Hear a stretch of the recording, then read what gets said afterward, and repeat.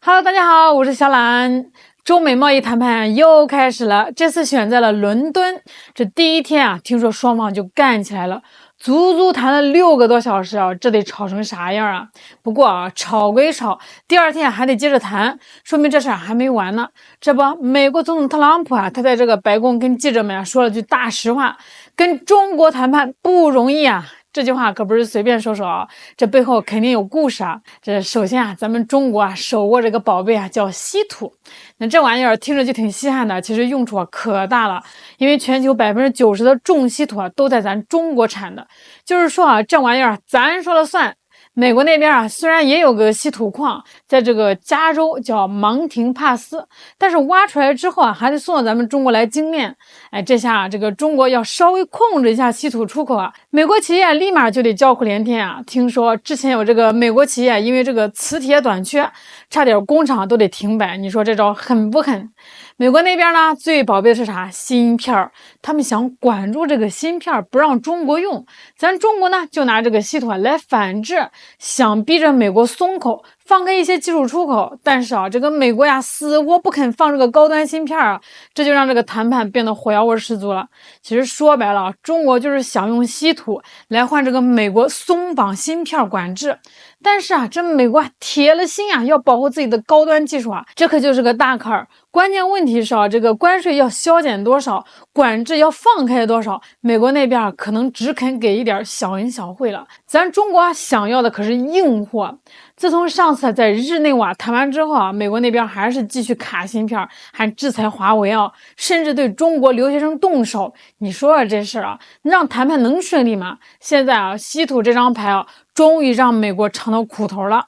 美国那边啊，车企停产，制造业喊救命，特朗普那句不好谈就是最好的证明了。这以前啊，美国动不动就单边制裁，咱们只能硬扛着。现在啊，咱们用这个稀土反击，硬生生的把美国拉回谈判桌。这可不是简单的经济战啊，而是咱国家底气大涨的象征。这几天啊 ，BBC 采访了高志凯，咱们来看看高教授是怎么说的。Speak now to Victor Gao, Vice President of the Beijing-based think tank Center for China and Globalization. Victor, good to see you again. These are high-stakes talks taking place in London today. Because of the issue that Steve has just outlined around rare earth metals, would you say that China feels it has the upper hand?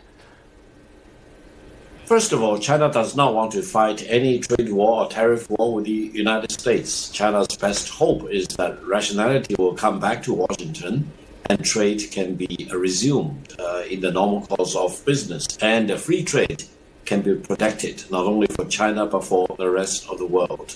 Now, when you talk about the rare earth, the Chinese government has declared that the rare earth is dual use for civilian use as well as military use.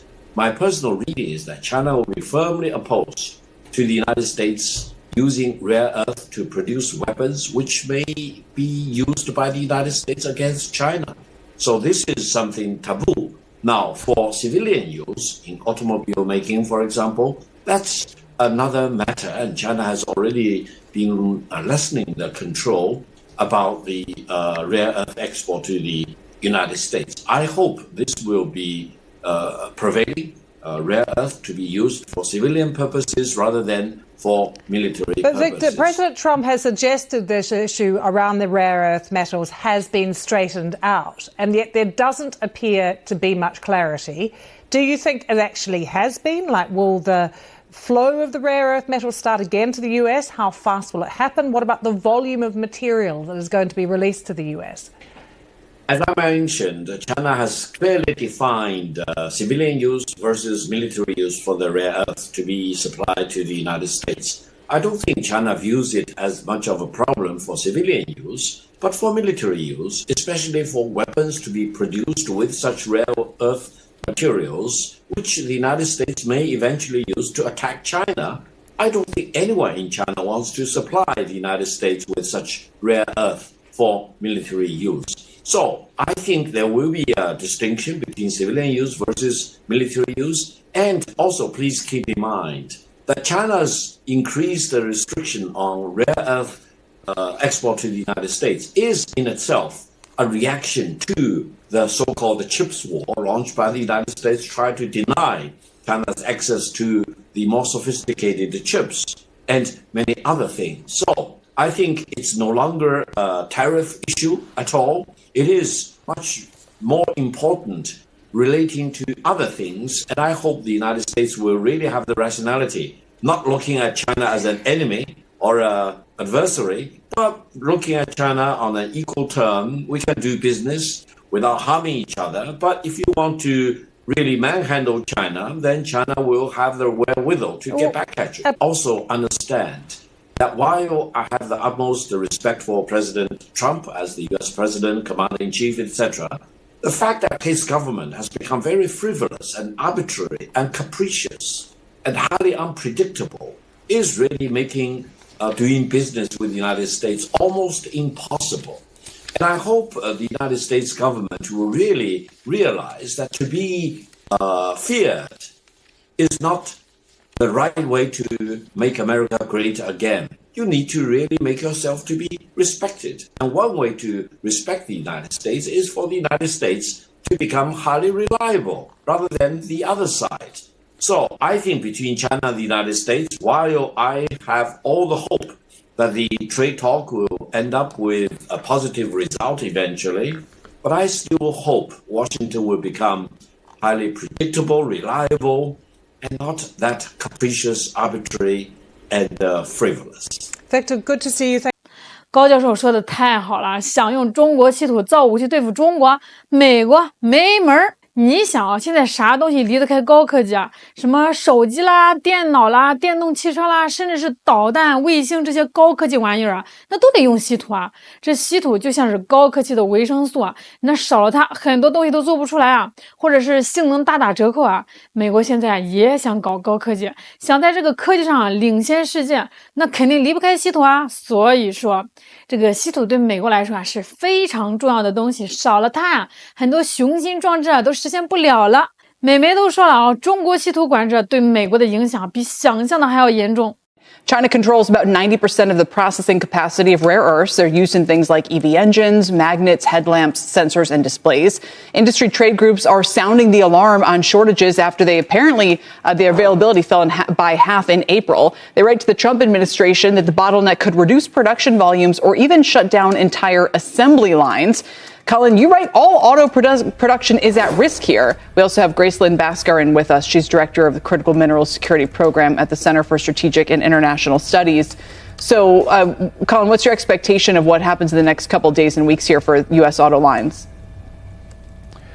I think the point of our note this morning is when I think auto analysts and my clients hear critical minerals, we always think EVs. And clearly they're very, very important in EVs. And I think names like, Rivian and Tesla are probably more at risk for rare earths. But what I don't think many investors fully realize is that there's trace amounts of these critical minerals in many parts of the car.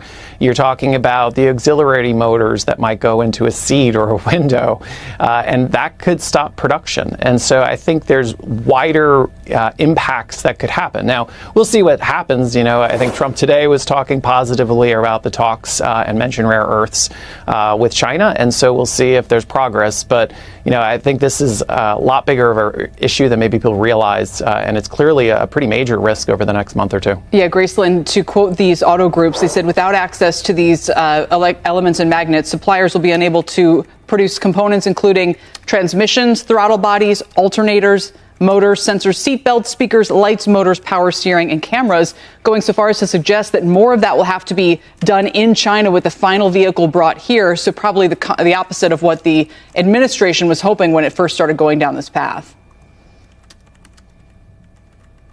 Absolutely. I mean, I think a few years ago we saw rare earths as being kind of an electric vehicle kind of narrative. It was a clean energy narrative. What we know now is that rare earths are such a core part of the manufacturing sector here in the United States. We've already seen it with the Ford Explorer production being paused for a week in Chicago due to these shortages. So certainly we're seeing the knock-on particularly strongly in the Midwest where a lot of this manufacturing sits.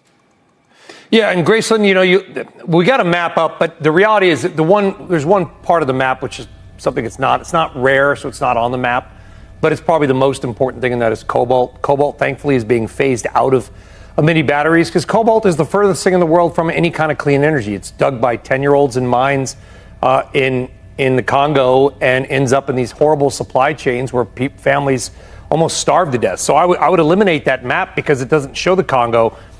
Is the U.S. auto and this is becoming more, people are becoming more aware of this in the supply chain, Graceland. So when do we get to a truly, we say, okay, there's no emissions from the tailpipe, which is nice, but when do we start to have an honest dialogue about all the things that go into these batteries?